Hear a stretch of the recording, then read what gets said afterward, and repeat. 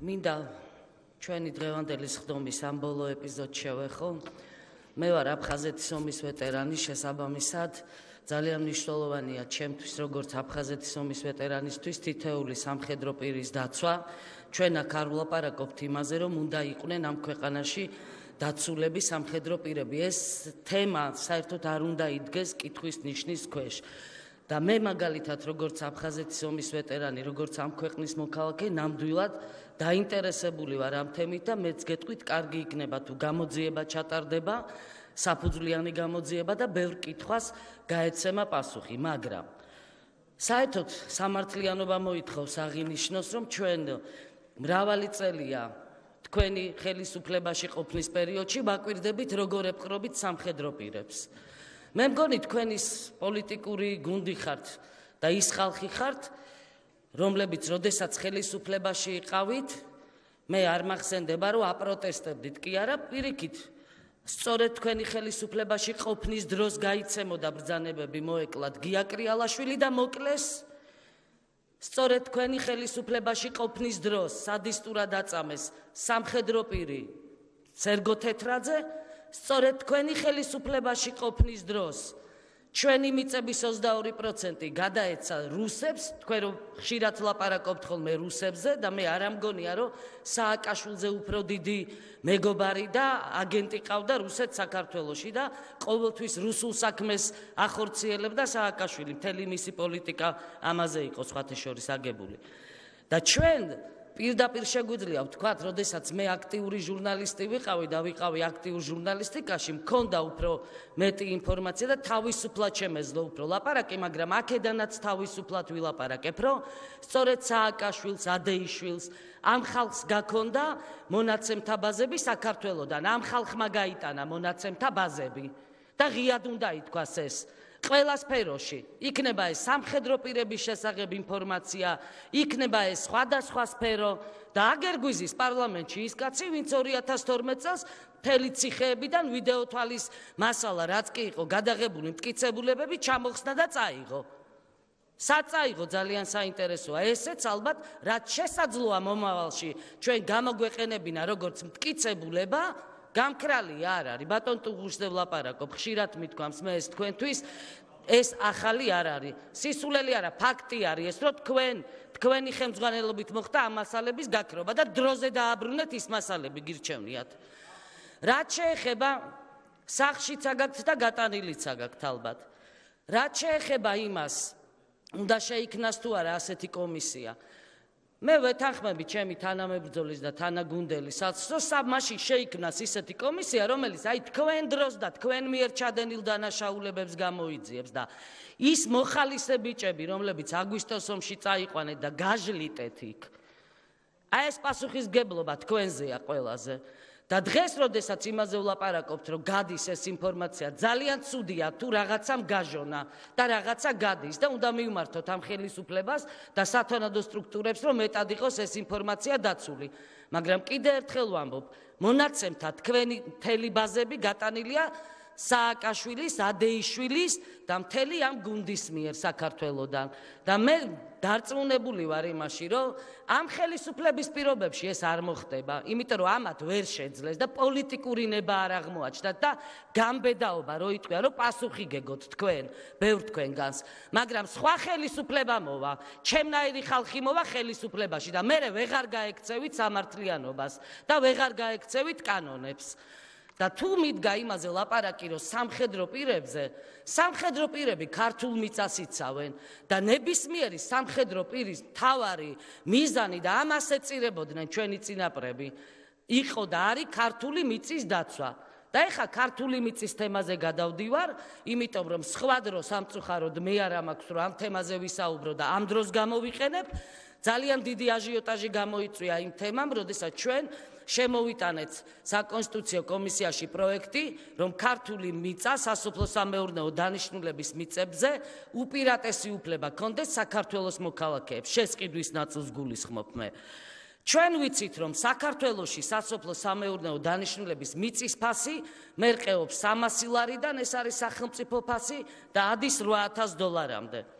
გააჩნია ადგილებს. საქართველოში სასოფლო-სამეურნეო მიზნებისთვის დღეს დაახლოებით 3 მილიონი ჰექტარია გამოყოფილი.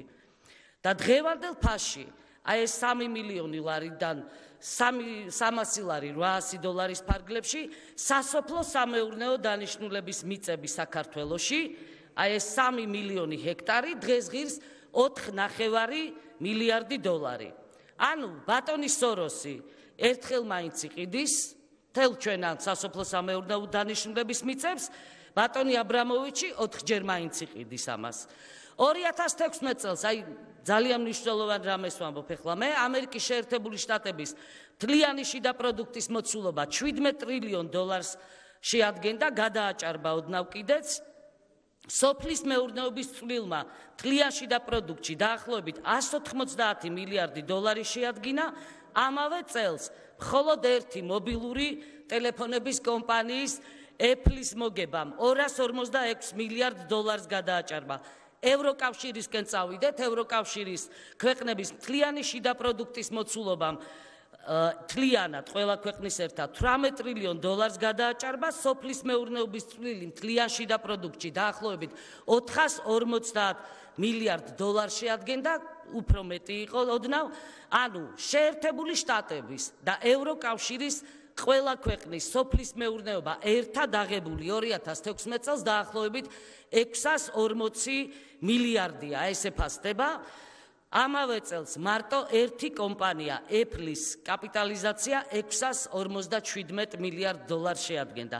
რატომ მოვიყვანე მე ეს მაგალითები? ამერიკაშიც, ევროპაშიც, ყველა განვითარებულ ქვეყანაშიც ყველას კარგად მოიხსენება, რომ სოფლის მეურნეობის დარგი ძირითადად არის დოტაციური დარგი, სახელმწიფო უწყვეტად ეხმარება სოფლის მეურნეობის დარგს, რომ ფერმერებმა, გლეხებმა განავითარონ ეს მეურნეობები, შექმნან პროდუქცია, დაცული იყოს უსაფრთხოება, სასურსათო უსაფრთხოება ამ ქვეყნების.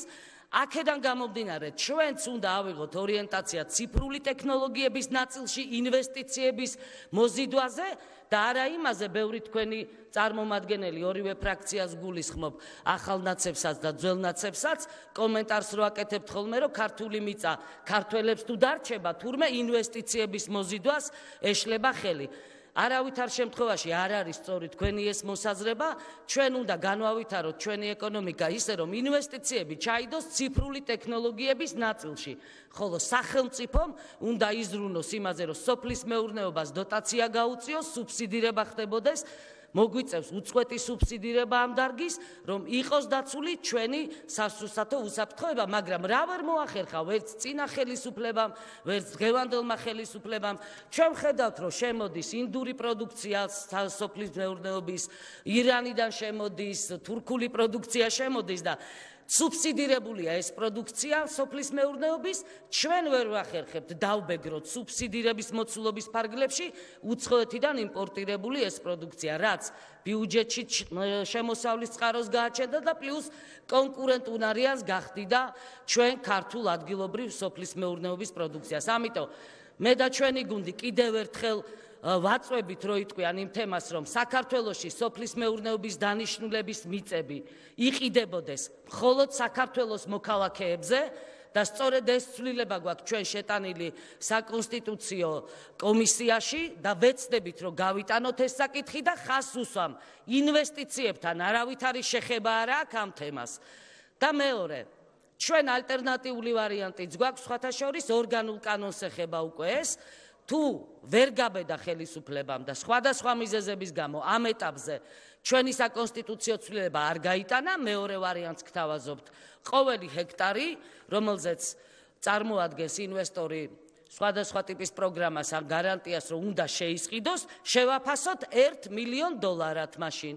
ყოველი ჰექტარი სოფლის სასოფლო სამეურნეო დანიშნულების მიწა და პლუს ამ ინვესტორებს ჩვენ მოვთხოვოთ ჩვენი მოქალაქეების დასაქმება და კონკრეტული საინვესტიციო პირობების შესრულება. ისე არა, რომ ნახევარი ჩვენი მიწებისა სხვადასხვა ინვესტორებს აქვს დღეს აღებული და საქართველოს მოქალაქეები მონებად მუშაობენ და არც მუშაობენ საქართველოს მოქალაქეები იქ. შემოყავთ თურქეთის მოქალაქეები, უფრო იაფი მუშახელი და არანაირად არ ხორციელდება ინვესტიციებით გათვალისწინებული პირობები.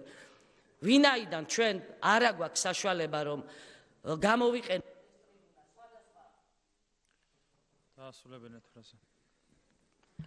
სხვადასხვა თემების გაჟღერებისთვის ჩვენ ხალხის არჩეული დეპუტატები ვართ და უნდა ვილაპარაკოთ იმაზე, რაც ხალხს ტკივა და ხალხს აწუხებს.